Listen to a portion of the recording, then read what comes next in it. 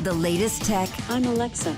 I can answer your questions. interviews, And we are evolving, and we are seeing an amazing opportunity that is happening. accessibility. Accessibility is one of our core values. It's even a part of our mission statement. This is Double Tap TV. Welcome to another edition of Double Tap TV. Thank you guys so much for being here each and every single week. Thank you for reaching out on email, feedback at ami.ca. We get your emails each and every single week, and we love talking about them. If not here, we also talk about them on Double Tap Canada, which you can hear on AMI Audio every single Thursday at 8 p.m. Eastern. Of course, on Twitter, it is at Double Tap Canada with the hashtag AskDoubleTap, and now on Instagram at DoubleTap.online. This week, we're talking all about screen reading in 2021. What's the good, what's the bad, and what's the ugly of those text-to-speech applications that have been assisting blind people to use computers and now smartphones for how many years, Stephen Scott? A long time. I mean, maybe not as much as you think, but certainly, I'd say 30 years. Stephen Scott is by my side each and every single week, and of Hi. course, joins me once again. Stephen, you've been using a wide range of screen readers, whether it be, platform agnostic, really. I mean, iOS, Android devices when you're testing them, computers, PC, Mac, a lot of them, right? Absolutely. I use everything. I mean, it feels that way anyway. I use JAWS on a PC, which I generally use each day. I use VoiceOver on the Mac, so I can use that, as well as VoiceOver on every other Apple product I have, which of course is all of them. I also use Chromevox, which when I decide to pull out the Chromebook and test it. Also, I have a range of technologies that have got their own built-in screen readers as well, such as my Olympus dictaphone, even my good old talking dictionary. My God, wouldn't you wish, is there a dream of yours one day that you'll wake up and at least the experience will be the same on every single device? Well, my dream would be to have everything silent. That would be the ideal world. But I haven't quite figured out how a silent screen reader would work. Yeah, it's one of those things, isn't it? It'd be great if you could just have all the experiences the same, but they're not the same. They are totally different across all. I mean, I say totally. There are differences between the products, but there is no uniformity for sure, and that's a problem. Now, would you say that you're a typical user of screen readers? No, probably not. No, I mean, it's fair to say, a lot of us blind folks use a range of tools through our day to get their job done. So I mentioned, for example, I use JAWS, right? So I also use Narrator, which is a screen reader built into Windows.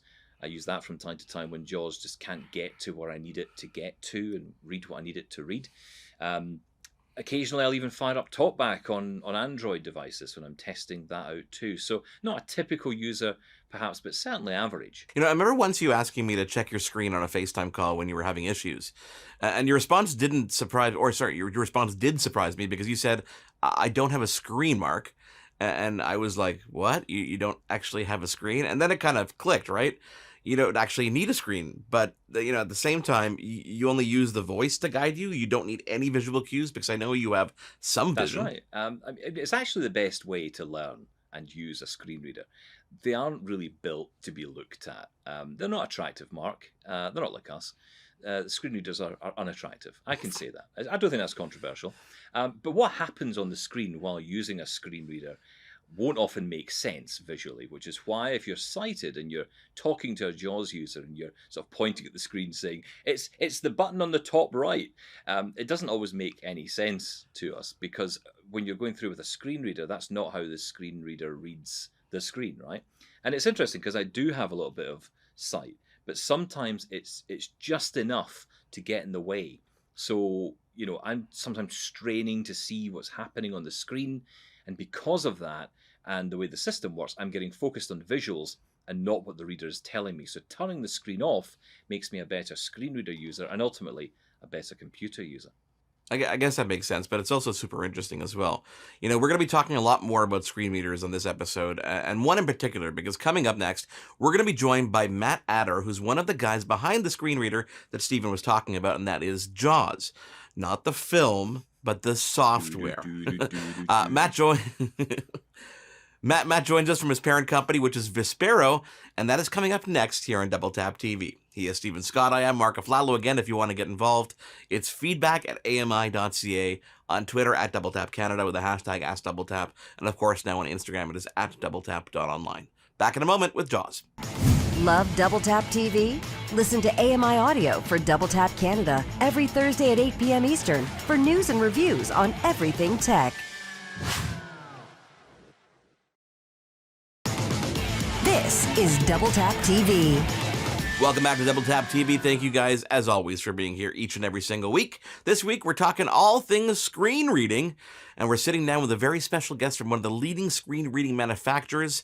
I am Mark Aflalo. He is Stephen Scott. Stephen, who's standing by with us? Well, with me now is Matt Ater, the Vice President of Corporate Business Development at Vispero. Now, that is the company that owns the popular JAWS screen reading software for Windows users. Now, Matt, great to have you here on Double Tap TV. Let me ask you the most obvious question I can think of first. What is a screen reader, for those who don't know? And specifically, what is JAWS software? Yeah, and what a great movie it was, right? Yeah, so JAWS stands for Job Access with Speech, and Ted Henner and his company Henner Joyce, built back in the late '80s, early '90s, were deploying software in DOS platforms, and eventually developed one for the Windows platform, and that's why it's called JAWS for Windows. But screen readers basically back in those days were scraping the screen to grab the data and feed it back to the person, and using synthetic speech to read it to them.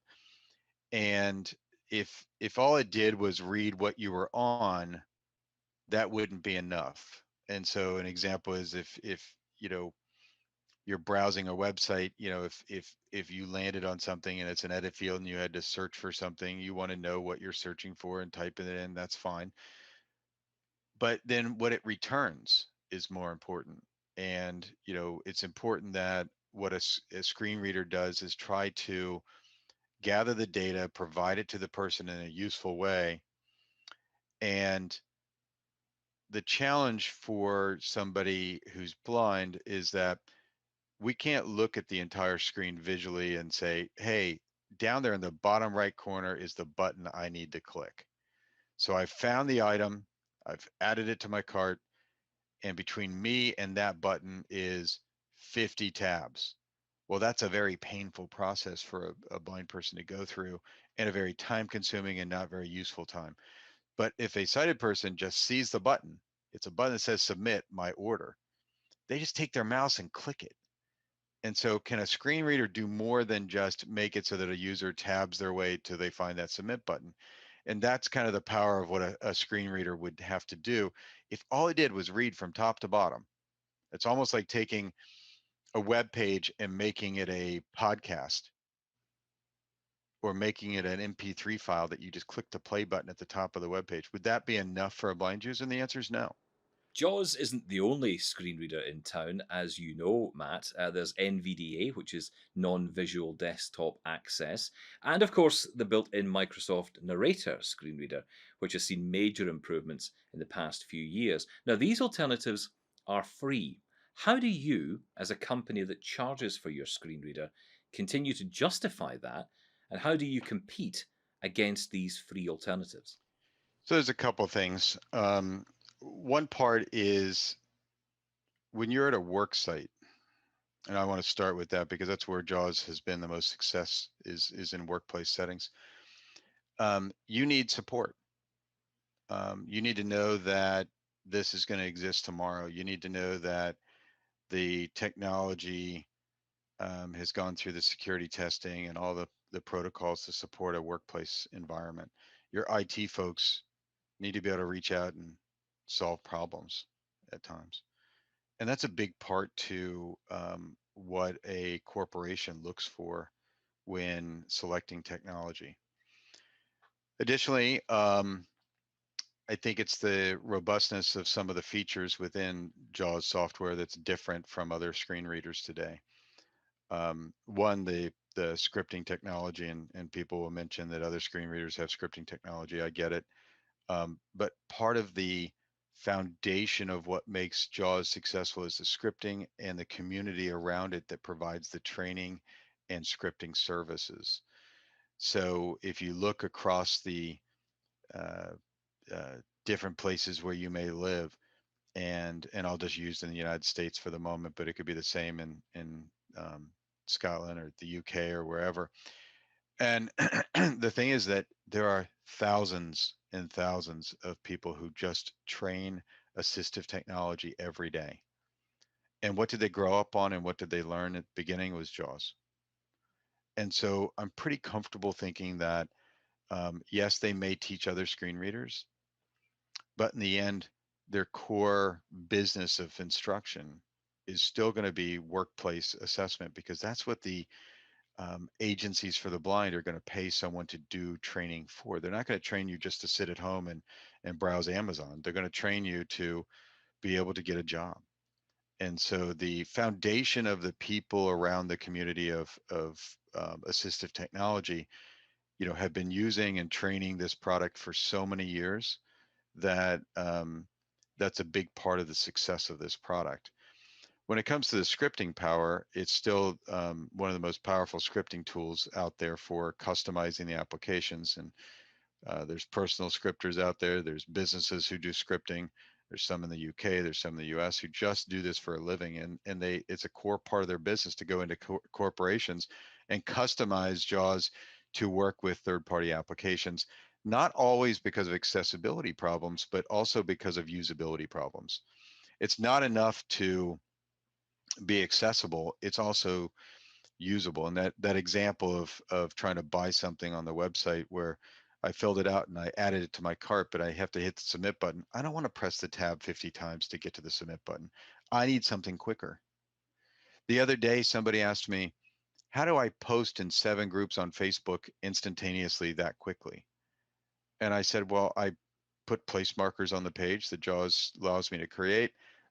Whenever I get to that page, I hit the letter K to jump to the place marker. I press enter, I hit paste. I hit shift B twice, press enter, go to the next group, do the same. It's not instant, but it feels like it because they're all posted at the same, 3-minute window. And part of that is my experience in using it, but part of it's knowing the features of the product. There is a problem, though, isn't there, that employers, not employees perhaps, will look at the costs of paying for a software solution such as JAWS and then look and say, hey, but there are these other free options out there. Is there any danger that the choice will be made purely on cost? I would see it as a messaging problem that we do need to encourage people to understand, that employers or technical people in general don't understand the true user experience of what blind people have to do every day. And so if you sat down and had to use narrator every day, which I'm commending Microsoft for the efforts they're putting into it, and keep in mind that it's a screen reader not just for a Windows platform, but for all of their devices. And so what they're offering in places like Xbox and things like that are just wonderful for the community, right? That's something that didn't exist years ago. And so if you look at it from a perspective of what they're investing in, I think they've done a nice job. They also do it, to make sure that they understand what they're coding right in Word and Windows and things like that is being properly identified by the technology that they're building. So there's lots of reasons behind the value of narrator, and I still think that having a narrator on an operating system for the capability of me reinstalling something at a Windows level and being able to read the screen is pretty cool. But I would say that employers or technical people in companies that are not screen reader users, there is challenges around people thinking that they could just get by with it. And I would love for them to put them in our shoes and have them sit down and try to use a computer with a screen reader and tell me which one you're going to choose. And I think in most cases they would realize why JAWS is superior in their workplace is due to a lot of the tasks that people have to perform. People don't go to a job and just read email and write Word documents without having to edit those Word documents. They don't go and just browse a website. We were in conversation with Matt Ader from Vispero, talking all about JAWS and screen reading in 2021. He is Stephen Scott. I am Mark Aflalo. We're going to take a quick break and come back and continue that conversation here on Double Tap TV. For more great Double Tap TV content, visit ami.ca/doubletap. This is Double Tap TV. Back on Double Tap TV, thank you guys, as always, for being here each and every single week. We're in conversation with Matt Ader from Vispero, the company behind such brands as Jaws, Zoom Text. We're talking all about Jaws today, though. I am Mark Aflalo with Stephen Scott by my side. Stephen, that conversation continues. Yeah, thanks, Mark. And here's something that I know will excite you, Mark. You do love your voice assistants. Jaws have recently added their own smart assistant to this year's release of Jaws. Matt Ater, talk us through that and why you decided as a company to do that.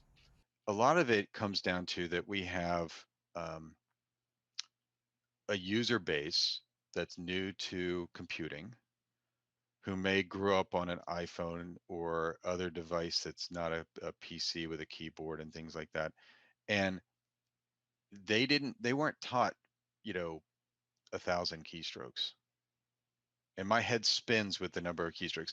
I was joking that I can actually still have nightmares where I'll have sweats and I'll wake up and say, "What's that keystroke?" You know, like seriously, was it Control F1 or Insert F1 or whatever? It's like, oh my God, there's so many keystrokes. And yes, we have a command search, but you know, you have to know how to get there, right? You have to know the keystroke to do it.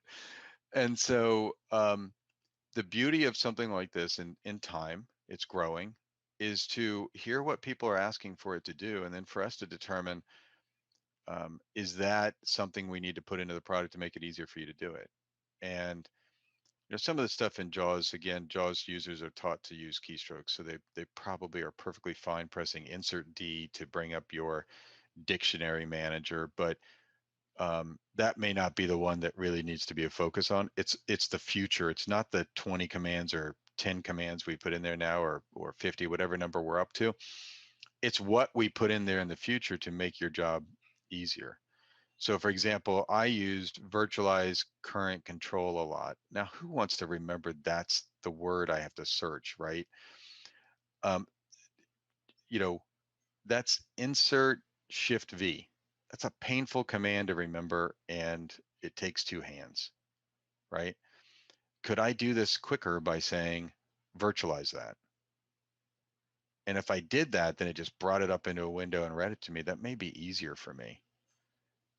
Or copy that to the clipboard. Control C. Oh yeah, I can do that with one key, with one hand. I do it all the time.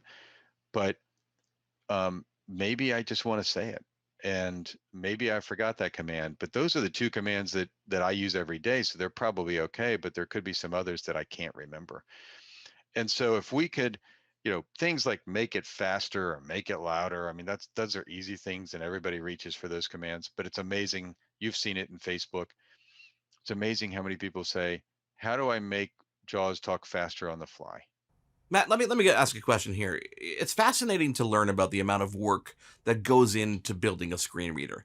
But how do you guys keep up with the never-ending updates that come from Microsoft and the continual changes in the operating system? That can't be easy. Screen readers have changed along with the operating systems and the other productivity tools drastically in the last several years, if you think about it, because when you first bought JAWS 20 years ago, you bought it in a box and you got a box delivered to you, and you had a CD and you put it in the player and it played some music and installed the software and did all this stuff. Updates didn't have to come out as frequently either. And they didn't have to come out as frequently because guess what? Microsoft delivered something in a box as well back then. You know, forget the operating system. The operating system barely changed. I'm sure it did, but it was mostly patches, you know, for security things. But think about Office. You got Microsoft Office 2007 or 2010 or 2013. It never changed. Maybe security patches, but no dramatic changes. And then 2016 comes along, kind of looked like it wasn't going to do that. And then 365 came along and boom. Just think about it. Like they're changing every 4 weeks at the, you know, probably at a normal pace. Maybe it's 6, but it's, you know, it's not every 2 years, right? And so that's a lot of pressure on organizations like ours, and I'm sure others as well, to adapt to those changes. And you know, the big products are going to be productivity tools. Windows, obviously, a couple times a year. Um, but the browsers too. Edge, Chrome, Firefox, they're changing regularly. And when I say regularly, it's just every time you turn your computer, you just don't know what the change has been. And I could use remember, I don't remember, it was last year, the year before, there was I think it was last August, there was a change in Firefox that nobody expected, and when that happened, you know, it was effect to Firefox. It was an effect to blind users using JAWS. I don't know if it happened to other screen readers as well. And within a week or so, Firefox pushed out an update to correct whatever that was, and that was a big hit to users. And that's why you can't be exclusively on one screen reader 100% of the time. You sometimes need a backup. Thanks, Matt. Everybody, that is Matt Ader, the VP of Corporate Business Development over at Vispero, the parent company of JAWS. Thank you so much for joining us here on Double Tap TV this week. Stephen, did you learn a little bit, or did you know all this stuff? You smarty pants, you. Well, I know some of it, but not all of it. And that's, as Matt says himself, the screen reader world is huge, and there are so many options out there. I mean, we've only touched on the Windows side this week. Okay, on the Mac side, you only have VoiceOver. But there is no alternative to any real accessibility tools when you think about it on Apple, which is interesting. Google has got Android, and Chrome Vox on Chromebooks as well. There are other options, other technologies out there, so let's not forget that. But Windows is the most commonly used operating system out there, bar none. And when it comes to employment, it does seem that JAWS is the answer, and it's important to recognize that. But it's also important, I think, for people to be aware of the free options out there for home use, and also just for doing those little extra tasks that perhaps JAWS just can't quite manage. I think we've learned a lot about that today from Matt. Well, what are your guys' favorite screen readers? Let us know. Email us, feedback@ami.ca. Reach out on Twitter. It's @DoubleTapCanada, and use that hashtag #AskDoubleTap. And of course, now on Instagram, we were @doubletap.online. Let us know what you think, and let us know what your favorite features. Maybe let us know what features you'd like to have, and we'll pass it on to Matt Ader, the VP of Corporate Business Development over at Vispero. Thank you again for joining us. On behalf of Stephen Scott, I am Mark Aflalo. We will chat with you guys again next week here on Double Tap TV. For more great Double Tap TV content, visit ami.ca/doubletap. Hosted by Mark Aflalo and Stephen Scott. Editing, Will Latar. Production assistants, Wendy Kaufman. Content review, Zachary Aflalo. Social media, Andy Wynn. Segment producer, Sean Priest. Voiceover, Anna Vicino. Integrated Described Video Specialist, Ron Rickford. Coordinating producer, Jennifer Johnson. Director, Production, Karen Nye. Director, Programming, Brian Perdue. VP Content Development and Programming, John Melville. President and CEO, David Arrington. Copyright 2021, Accessible Media, Inc.